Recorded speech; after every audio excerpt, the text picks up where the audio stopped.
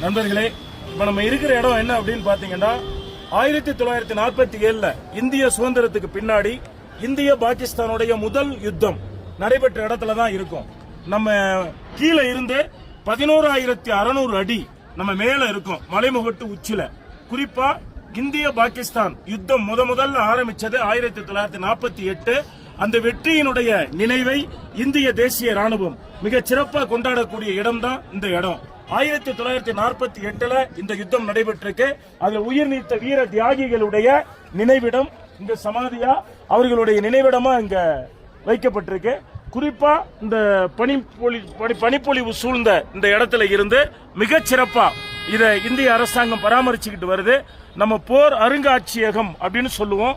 அது மாதிரி ஜோஜில்லா அப்படின்னு சொல்லக்கூடிய இந்த இடத்துல நடந்த யுத்தம் மிக பிரசித்தி பெற்ற யுத்தமா இன்றளவும் நம்ம வரலாற்றில் பேசப்படக்கூடிய ஒரு யுத்தமா இருக்கிற நிலையையும் நாம பார்க்கிறோம். இந்த யுத்தத்தினுடைய நினைவா காஷ்மீர்ல இருக்கக்கூடிய மலைமுகடு, குறிப்பா லடாக் பகுதியில் இருக்கக்கூடிய இந்த இடம் இன்னும் நினைவு சின்னமா போற்றப்படுது அப்படிங்கறதே நமக்கான வரலாற்று சான்று. நன்றி.